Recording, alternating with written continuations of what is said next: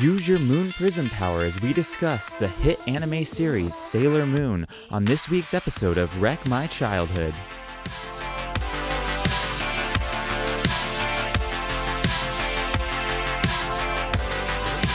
Okay, all right. Well, welcome everyone to another episode of the Wreck My podcast. We're doing a little bit different format this time around. Instead of having some of my friends here, I have my lovely and beautiful wife, Madison Zeilinger. Say hello. There you go. So this is my wife. We're getting together. We're doing a little bit of nostalgia reminiscing as well as we've been doing in the past here. But it's more Madison's nostalgia, and I've never seen it. So what we're doing today is Sailor Moon, the anime.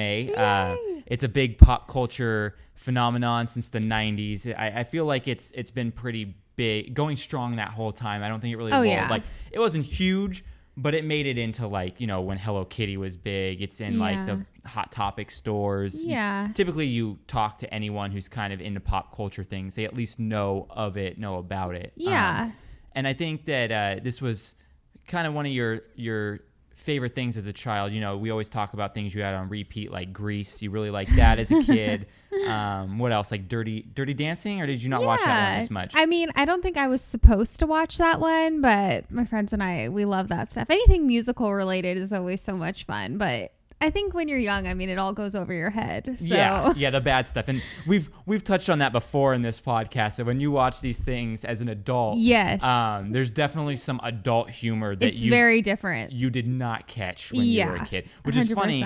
I was just at Madison's parents' house earlier today, and one of the things I saw on their bookshelf with all their DVDs, because I was looking for some stuff for us to watch and all that, your dad has all the seasons of Ren and Stimpy.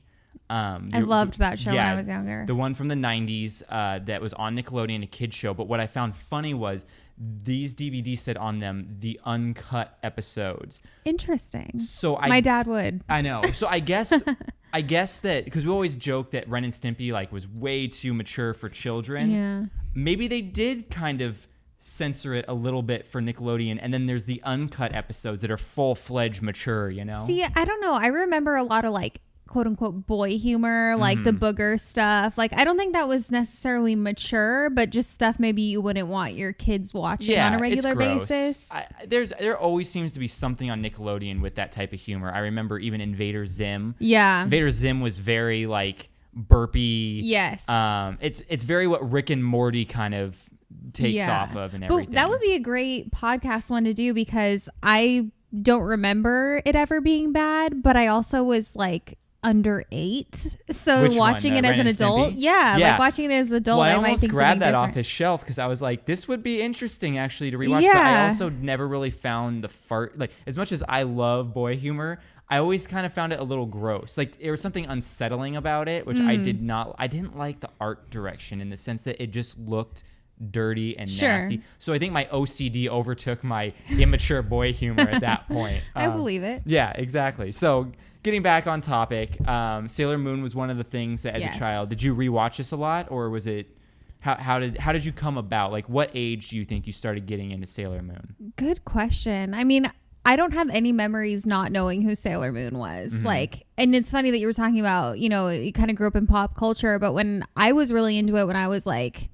under 5, there was no Sailor Moon merchandise anywhere. My dad would take me to this like really skeezy kind of Japanese type mall where they would have this Sailor Moon stuff, and that was the only place you could find it. So that's, I mean, I don't have any memories without it, so I'd say at least like 3 or 4 I was heavily into it. I'm sure your dad had like the bootleg VHSs that he got in Chinatown or whatever. Well, one of the things Jordan and I always different is when I grew up, I watched all the Japanese ones and had to learn to read subtitles really quickly, but then Jordan was the opposite. He doesn't like going back and reading it, so I always watched the Sailor Moon, the Japanese version with the subtitles. Your dad gave you the legit anime upbringing, where I was the, like, I would watch Pokemon, Yu-Gi-Oh, maybe Digimon, and it was all English. Cartoon Network. Yeah, it was pretty much all the anime on Cartoon Network. Yeah. Dragon Ball Z, but yeah, never watched the Japanese versions, never watched the subtitles, always did English dubs. And we were talking about that, where it's weird because it's what you grow up with that you get used to. Like, yes, I went back and watched Pokemon, the Japanese version, and it sounds wrong because I'm used to Ash and Misty and all the characters sounding a certain way. Right. And then when you change that, it just doesn't feel like the same show. It feels completely different. So how was that for you growing up with the Japanese version? And then when you were introduced to the English version, were you old enough to kind of get that? Or did you think it was two different shows? Or how did you go about correlating between those two? I definitely knew that they were the same show. I mean, I always grew up with the Japanese version. And it's funny because you're talking about the voices. I mean, Serena, which is Sailor Moon's real character, she is supposed to be like an annoying teenager. Like, her voice is made to be like that. But then when you watch the American version, it's like a souped up version. So it's almost really hard to watch just because it's so over the top. Yeah. But if you grew up with the American version, you probably wouldn't think it's that weird. Yeah. So what you're saying is America, what we do right is really annoying, bratty girls. Yes. Just the caricature of the person. For sure. Yes. I remember, so I haven't really actually watched Sailor Moon up to this point. I know the premise. We tried to watch it a few years back. We were going to start watching the series, and you were like, no, let's actually wait and watch the movie and then get into it kind of like that. It's more self-contained. And I remember the one thing I took away from like the 5 minutes I watched was how annoying Serena's voice was. It was not what I was expecting. Like, I expected it to be annoying teenage valley girl type thing, but this was like, it's on crazy. a whole other level. Yeah, it was crazy. I remember that I thought that was very distracting. Yeah. But yeah, so you grew up with this. Have you watched it recently or no?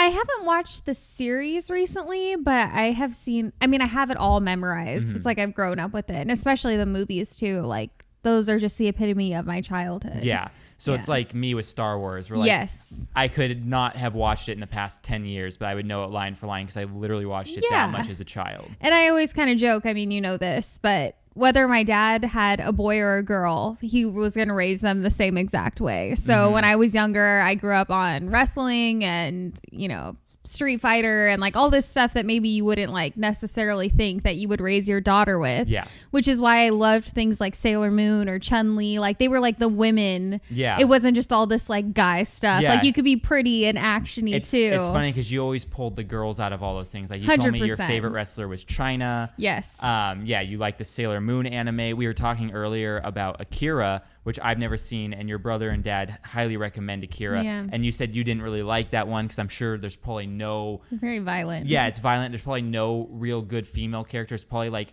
almost 90% of the anime out there where all the female characters are just high-skirted, ditzy kind of people. Right. They're there for eye candy more than anything. Yeah. You know, they're there to further the plot with boys drooling over them, and that's about it. Sure. Where Sailor Moon, which I don't know because I haven't seen it, sounds more like the cast is primarily women, so it's girls. They still have their high skirts and everything, but I mean, you can't get away from that. It's anime. You can't get away. But at least it revolves around them in the sense that they're the heroes. They're not just like the damsels in distress type of thing, which I think was one of the cool things about Neon Genesis Evangelion was that, you know, they had a character in there, Rei, I think her name was. Yeah. And Amy. Yeah, and I think Rei was the one, though, who was very, like, quiet and introverted, but she was, like, the one who beat everyone all the time. Like, what was the kid's name? No, not Ichi. Shinji. Yeah, Shinji.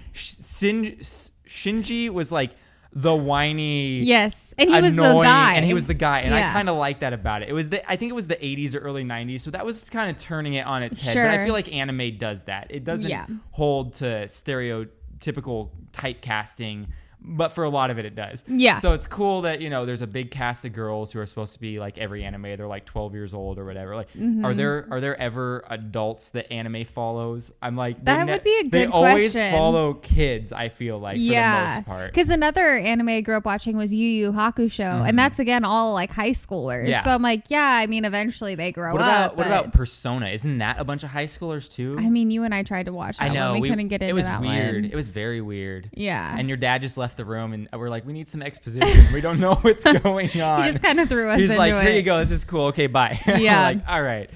Okay, so we're gonna check this out now. Yeah. One other thing, Sailor Moon came out. What was the remake that came out a few years back? Crystal. You tried to watch that. So I'm not too clear on the exact differences, but my understanding was that the original Sailor Moon that I watched was anime. And then this remake, Crystal, was more like manga style. So those are like the really exaggerated long legs, and it's very like glowy and like beautiful. And so I watched it, and the first couple episodes were literally pretty much line for line for what I had watched. So I was kind of like, oh, you know, I'm not a person who loves change. So I was kind of like sticking to what I grew up with. But I heard that they did kind of change the storylines more to what the comics were. Yeah. So I think there was, you know, a lot of fans that were really happy about that. But I was a little bit more, it's more sentimental to me to watch the original Yeah. ones. So you were like, hey, this is cool nostalgia, but a whole new series, I'm not really digging that. Yeah. I get it. I still enjoy watching the Indigo League of Pokemon, which is the very first season. I've tried to watch the more recent ones. I think it's like X and Y or Sun and Moon, I think, are now. Sure. And they're kind of boring to me because they don't. I mean, it's not that they're any worse. They're probably better. It's probably better production values, probably better voice casting, stuff like that. Yeah. But it's not that nostalgia. You don't have that ability to overlook those things, the child factor, because you never lived it as a child. It's true. Now, if you were gonna say who your favorite character is, but not, it can't be Sailor Moon and it can't be Tuxedo Mask. Who would your favorite character be? That's a good question. What other Sailor Scout or one of the cats was your favorite character?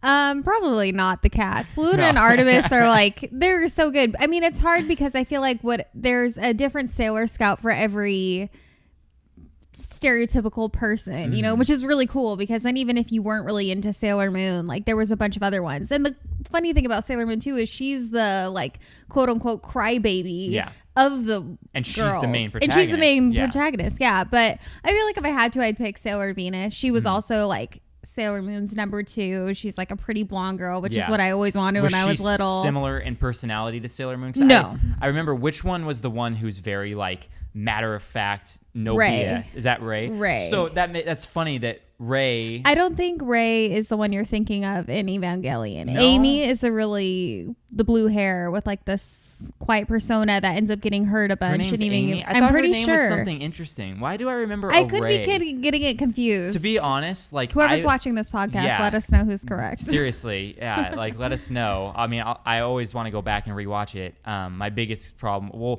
Evangelion's another story. Yes. We'll get into that. Different another Wreck My time. podcast. Yeah, we could talk for hours on Evangelion. But yeah, so Ray is, and what planet does she? So Mercury, planet Mercury, Sailor Mercury is Amy. She's like the reserved, like nerdy one. Okay. Very book smart. She always has like cool gadgets that like help her like see all the like Donatello. facts. Yeah. And then Ray is Sailor Mars. Okay. And she's very blunt and like matter of fact, and her and Sailor Moon butt heads a bunch. Okay. And at one point there's like a love triangle with Tuxedo Mask in a pretty early season. So you're kind of like straight for it. A lot of people, or I mean, in my experience, people I talk to, you kind of don't like Sailor Mars right away because she's kind of like stepping in on that. And then Sailor Jupiter, she's like a karate girl and she like transferred from a different school, but she's a really good cook.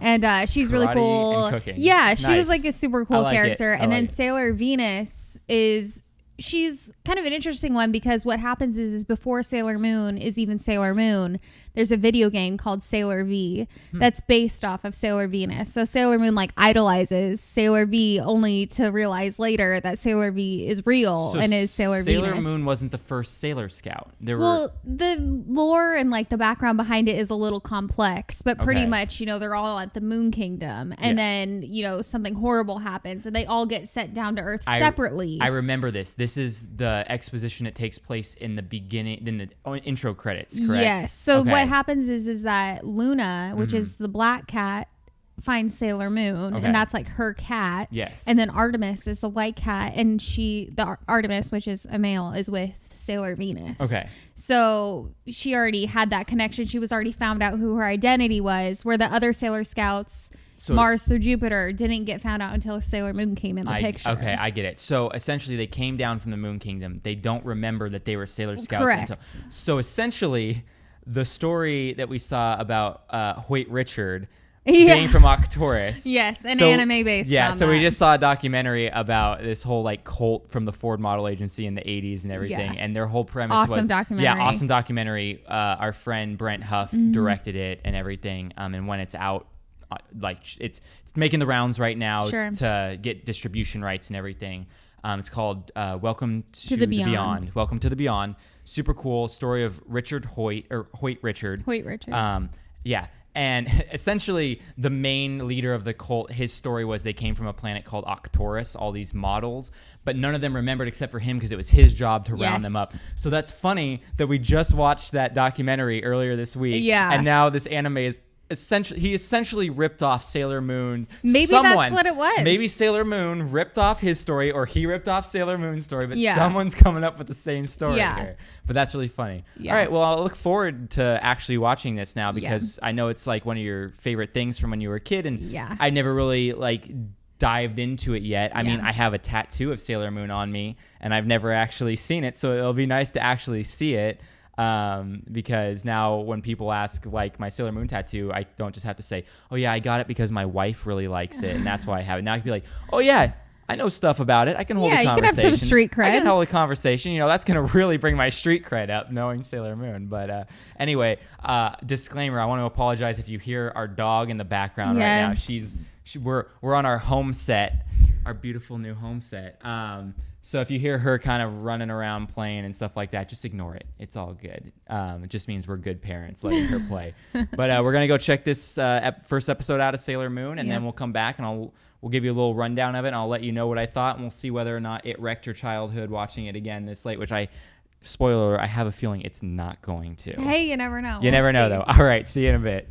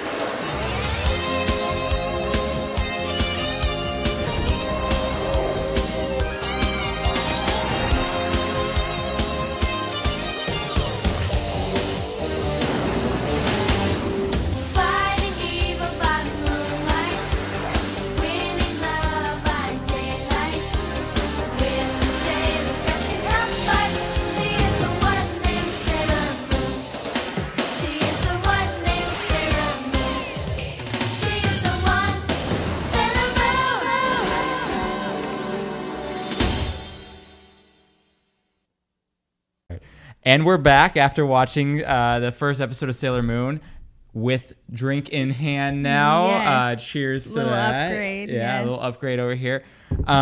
So actually her voice wasn't as annoying as I remember. Okay, I was thinking whatever we watched that other time was not this. Like it was some other version. We watched something that I found for free on YouTube, I think, at the time. I think it was like a weird, like they had to distort the voice or something for it to not get copywritten or something. Completely normal for an anime. This was what I remember. Yeah, this was completely normal. Like this was anime. Yeah. So it starts off giving you a little bit exposition to the background of everything. Yeah. And as you pointed out, very Star Wars-esque. Yes. It has the crawling title going up saying like, what did it say? Instead of far away, like an adventure begins or something. And so now I wasn't 100% sure because they were saying the Moon Kingdom. So Queen Beryl, Queen Beryl, she's the antagonist of all of the universe, I guess. She's trying to destroy the universe. Yes. And her first stop is the Moon Kingdom, which I guess is like the strongest kingdom or something. Like, why didn't she just go straight to Earth or whatever? Like, is Moon Kingdom... So, it's kind of interesting. It's kind of like how Sailor Moon's the leader, but the moon isn't a planet. Like, all the other ones are planets. Yeah. Like, you can't apply too much logic to it. Like, it's not like there's different kingdoms on every,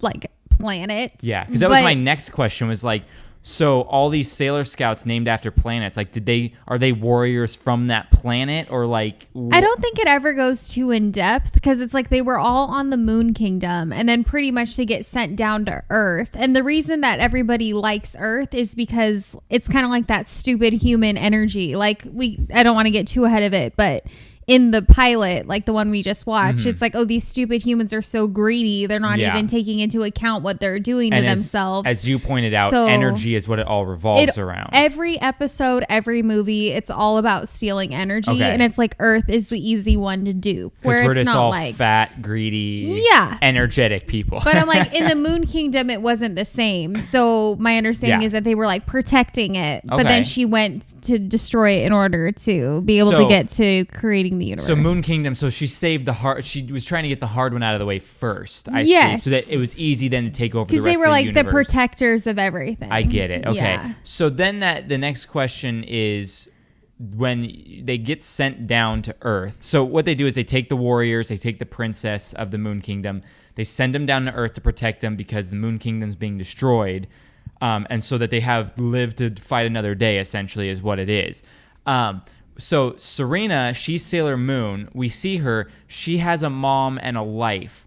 When they are sent down, are they sent down like that age with implanted memories? And like, does that mom, like, does she know what's going on? Like, that can't be her real mom. No, what happens is that you see them. I mean, it's artistically shown that they're in their like perfectly colored little bubble with like them being the Sailor Scouts. Yes. But what happens is that she saves them and she erases their memory and they get sent down as babies. Like so they live formed. A full life. So essentially what they do is they send these little colorful balls down and inseminate people. I mean, I don't know if it ever goes too in depth, but as you go on, you see memories that Sailor Moon has as a child, and it's like she lived a life. So essentially, probably because it's all around energy, they turn into energy, and then they're reborn, reincarnated as humans, but with the ability to tap into that power from before. I mean, I don't know how far you want to go into it, but as we saw throughout the episode, one of the things I always liked about Sailor Moon is a lot of times when superheroes get their superpowers, they just immediately know how to use them and there's no questioning or scaredness. And it's like, Sailor Moon is a teenager who's like not doing well in school and like doesn't really have her priorities straight. And she obviously did not want this responsibility. Yeah, and I'm like, but when she comes in and transforms, like she doesn't know what's going on and she doesn't understand the gravity of the situation. It's not like all of a sudden her memory is then fully aware and she knows everything. Yeah. So she still has to go on that journey and kind of figure everything out. And that's why Luna comes in and like Luna can guide her because Luna has all those memories and Luna has been searching for her this whole time. And for what? She's like 13 or 14 now. So Luna's been searching for 13 years to find her. Yeah. Cool. Well, yeah, because that's one thing I was confused because I'm like, it looks like they're sent down as like 13-year-olds. Yeah. And so I was confused. I was like, how is this parent? So we have the exposition. We learn about the Moon Kingdom. It's destroyed. They send the Sailor Scouts down to be able to fight another day, to protect the universe. We come in. We see Serena. She's doing bad in school. Yeah. She sees her friend, Molly, who has a weird New York accent. She sounds like Harley Quinn. Legitimately sounded really like weird. Harley Quinn. I do not remember that. Like, I was confused where they're supposed to be. At first, you're like, it's anime. They're in Tokyo. And then you have this chick with this Boston Harley Quinn New York thing going on. Well, you have to know that also is just the American voiceover artist they chose. Sure. So. But then a few scenes later, they show like the cityscape and like the Eiffel Tower is there. Yeah, it's really well. So I mean, you can't apply too much logic. You know that it's Earth, but it's not supposed to be like alternate reality. Yeah, Earth. exactly. I get it. All anime kind of does that. They're never in like real towns. It's always in like fictional towns of an alternate world. So we move in. Her friend Molly is like, "Hey, let's go shopping," and that piques Serena's interest because she's just a 13-year-old girl to go shopping. So they go shopping. Molly's mom owns a jewelry store, which is like the biggest jewelry store I've ever seen. I'm like, this girl has got it. Like, this family's got to be rolling in the dough. This is ridiculous. And we get there and you find out something's kind of going weird with Molly's mom. Like, you can tell something's off, especially since Molly goes, "My mom's acting weird." Like, thank you, anime, for giving us always narrating everything that's happening. And so I guess Molly's mom had been taken over by one of Queen Beryl's like henchmen from the Negaforce. Yeah, from the Negaforce. So that's Yeah. what she is trying to like use to destroy everything. And so Molly's mom is taken over by, what was her name? Morga. It was something. It was like Morga or something like that. She's a throwaway character. Yeah. Did she never come back? No. It's like her last line too was like, "I'll see you again." Well, I mean, not that I remember, but there's Queen Beryl, and then there was Jadeite. Yeah, and then Jadeite. it's like Jadeite has a bunch of like evil forces under him. So it's like they all kind of embody a different like creepy Jadeite person is number every time. 2, and Jadeite just has all these like and there's people a at his bunch of disposal. people that are on Jadeite's level, Okay. but you kind of get to know But you Jadeite see him a lot. first. Yeah. So Morga is there, and she's giving away the jewelry at like dirt cheap to get that greedy energy from these people, so that Queen Beryl can take that energy. Yeah, you kind of see that, and then the reason why they're harping on this like greed is that when they're about to give Serena the jewelry. She says, "Oh, you can get this 20-carat diamond for $10," and like a swarm of people come at her, and then Sailor Moon or Serena like dodges out, and she's like, "Oh, this is so weird," and she leaves. And that's what leads you to the next plot point is as she's walking home, she sees the video game for Sailor V, which is what we were talking about right before.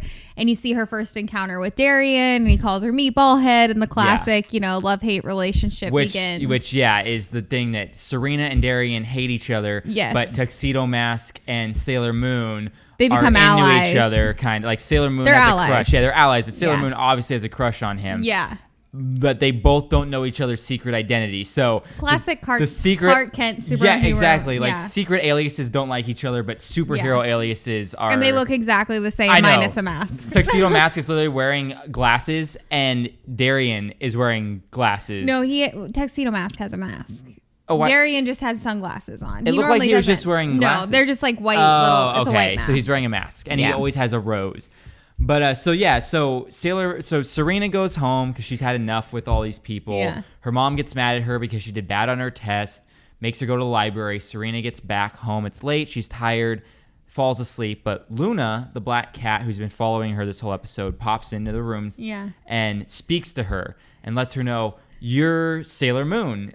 She doesn't believe it. She's like, that's impossible. Like, that can't happen. And then he proves it to her. He gives her the locket. It's Luna's a she. She gives it to her. I'm sorry. She. Artemis is the. Yeah, Artemis is the so Luna's a she. Luna gives her the locket. Yeah. She takes the locket. She wants to wear it as jewelry. And Luna's like, "No, it's not jewelry. Like, what does she say?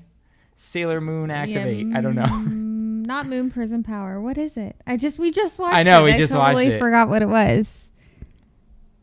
I know in the Japanese one, it translates to like Moon Prism Makeup. Yeah. That's what she Moon says. Prism Makeup? Yeah. Nice. It's like transform. That's great. Okay. So. Oh, it's Moon Prism Power, right? I think so. I think it's Moon Prism Power. Yeah. So I'm anyway, going to go with that. She says the magic words.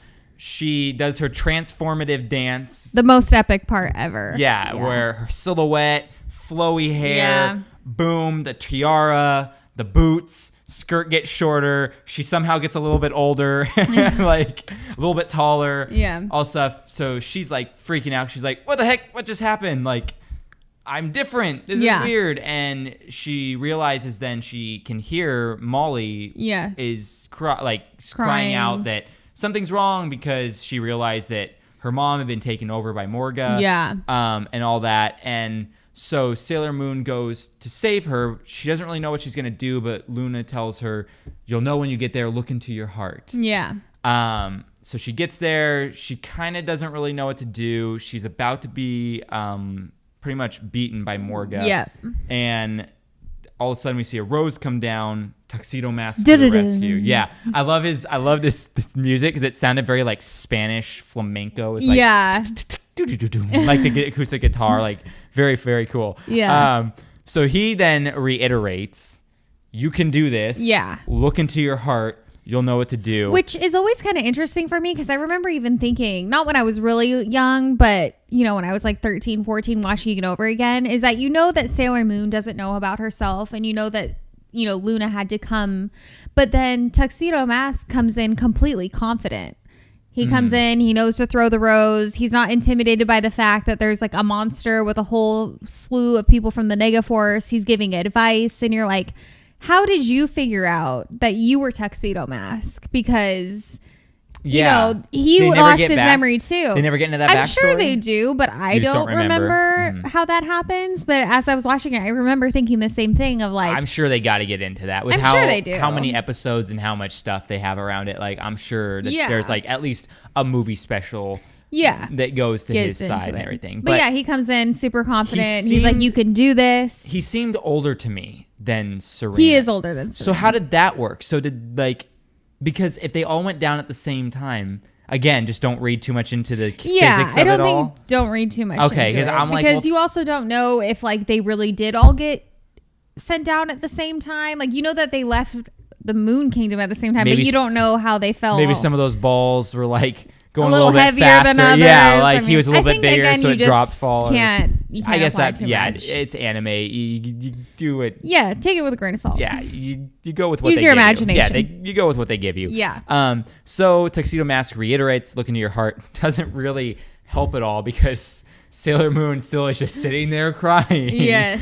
And Luna pops up and is just like, "What are you doing?" Well, she cries so hard that her like wavelength causes them to all be like taken aback, and then that gives Luna time to be like, "Hey, like throw your tiara," and then Sailor Moon's like, "What?" Like again, it's like she wouldn't automatically know how to do this. Yeah, she's gonna learn as it goes what her gadgets do, but since it's a pilot episode, she can use her most basic move and it kills the villain. Of course, yeah. It doesn't always happen that way. This is Training Wheels episode for sure. Exactly. This is the tutorial of the game. Yeah. So yeah, she cries. Her wavelength knocks the people over.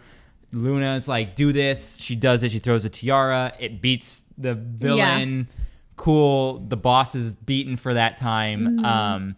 Tuxedo Mask says something then, which I found it funny because the Morga villain was like, "That isn't the last you've seen of me" or something. So I find it funny, like, no, it is the last you've seen of you. Get out of here. Yeah. Like, well, she's a very elementary boss because Sailor Moon is in her very elementary stages. Exactly. Yeah. So Tuxedo Mask says something to like, "I'll always be your ally." Yeah, I'm your ally. I'm here for lines. you. Yeah. We see blushy Sailor Moon. Yeah. She's got the hots. Head over heels. She's got the hots crazy. for him. Yes.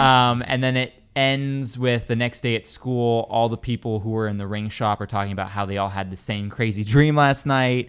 And they're like, "Serena, isn't that weird?" And Serena's like, "Can you guys be quiet? I need a little bit more sleep. I was up all night." Yeah. So it ends with a kind of a little joke, funny thing. But the real end is the PSA they give. Do they do that at the end of every episode? Which is so funny because I didn't remember them doing that until I watched again. And I was like, they do. They always have like a kind of like, even if you're not doing well in school or if you're, doing this, like, believe in yourself and it'll be good kind of thing. It was essentially like even Sailor Moon is clumsy and doesn't do good at school. So don't beat yourself up. Just like everybody do your best and be yourself and you're good. And then that was the end of it. And then it goes into the credits. Yeah. So all in all, like we said before, I feel like the voice wasn't as annoying as I remember. Pretty basic plot, but I mean pilot episode, first season, it's anime. I'm sure as it goes on, it gets a little bit more convoluted. It gets a little bit more fleshed out. You learn, as we know, more characters show up, different Sailor Scouts. So the first episode's always going to be very elementary in that sense. It's like any typical anime, 40 episodes in the first season. Like it's always like a million episodes. Mm-hmm. It's like I don't have time to I want to know more of the story, but can we just tell me what episodes actually have plot development? The good thing though is that in all of the episodes I remember watching, they are pretty self-contained. Mm-hmm. There's no 6 episodes of just nothing. It's very quick pace. You're meeting new characters, you're fleshing out characters, you're figuring out what their goal is, because of course once they all find out who they are, it's okay, now what? Yeah. So, but there's never a lull. It immediately goes into their next task and what they need to do and everything, which I mean, so you can really skip good. a few episodes and not feel like you missed too really much. In the first pilot, a lot of times you go back and watch a pilot and you're like, oh, that was kind of stupid. The characters are nothing like they are in the later seasons. Mm-hmm. But I feel like Sailor Moon, stays from the initiation of her waking up that first morning mm-hmm. until that night when she becomes Sailor Moon, you're really looking at a day span where you find out a lot about this character. Oh, for sure. Yeah. Yeah. Yeah, exactly. So now watching it, would you say that this wrecked your childhood? Or I feel like you were digging it just as much. I was enjoying it so much. Yeah, like when she turned into Sailor Moon, you were like, best part. You were like, yes, I love it. I could see the excitement in your, even for the pilot episode. Just I love how amazing. It has so many like good memories, but also it's good. Like that was the first time you watched it. So what did you think on a scale from like 1 to 10? I thought it was good. Like I said, I thought like I would give the pilot probably a 6. Only because it was very basic, very elementary. But I see the potential for a way bigger story to happen and for a lot of development to happen. Yeah. So I give the pilot a 6, but I think if I finish the series, I would probably give it a higher rating than that. I'm sure you would. Only because I can totally see, like, I love it when there's multiple characters. I love it when there's different butting heads of personalities, stuff like that. So I can definitely see where you're only focusing on one character here. You have so much more to go. There's so much other stuff. Does it ever have episodes that focus only on 1 or 2 other characters, or is Sailor Moon always involved in some form? I feel like Sailor Moon's always involved in some form. I mean, it's hard to not have her in it because what they do is, because if you watch something like this, like the first pilot, you're like, how the heck is she going to be a leader of all these people? Like, nobody's going to respect her. Like, nobody's going to, you know what I mean? So when they go through like the background stories, you see why, like how Sailor Moon met them and what she did to establish herself as a leader and stuff like that. You know what I mean? I'm like, so she's a coincidental leader, kind of like Michael Scott. It just happens by accident. No, because there was a reason that she was the leader on the moon. There was a reason, you know what I mean? So she just has to find herself underneath on this her earth. like whiny earth exterior is the heart of a warrior, the real one. Like, and that's the thing, is because you kind of see, you know, she's a crybaby, and a lot of times like Sailor Mars, you know, she's very like tough, and she's always like, stop crying, like do this or do that. But it's like Sailor Moon is she's sensitive. So in the sense that like sometimes she can get scared easily, or, you know, she's a crybaby, but she also will lay down her life for any of the Sailor Scouts. Like there's lots of plot points where, you know, she has to choose, like, are you going to give up your own life and your own powers to save your friends, or are you just going to let them die so you can save the, like, you know, whatever semblance of power you have? Yeah. And time again, she always saves and her that's friends. like a big characteristic of an effective leader is emotion and empathy and sympathy and all that, compassion, all that. You know, go watch Star Trek. You'll see Captain Picard. Or just keep watching Sailor Moon. But yeah, the characteristics of a good leader is not necessarily fearless, but you know, they're compassionate. She's thoughtful. Human. She's a teenager. Yeah. Like, so being emotional isn't too crazy. And yeah, you're right. She's a teenager. Like, you can't expect a teenager to be 100% responsible and 100% like developed in their personality and character. You know, none of us are as teenagers. Or adults. Or some of us as adults. But as a preface too, I mentioned earlier that I had a Sailor Moon tattoo. That's not because I'm just like, hey, I wanted to get a Sailor Moon tattoo. My wife and I got tattoos for each other for being married, of each other's favorite interests. So she loves Sailor Moon, so I got a crescent moon on my wrist. I love Star Wars, so she got the Rebel Alliance symbol. I realized I didn't really like give a disclaimer about why I had a Sailor Moon tattoo. I was like, yeah, I have a Sailor Moon tattoo, but I never watched it. Yeah. So that's the reason why. But so it's good. This didn't wreck your childhood. Not even a little bit. I think it's a cool series. I definitely want to watch more of it, see more of what's going on, and then maybe we'll do a recap when we get to the end and see how I feel about it and everything now, like watching it as an adult and all that. Yeah. So, well, thank you for doing this with me tonight. Oh, my pleasure. Yeah. Thank you all for tuning in, and we'll see you next week. Bye.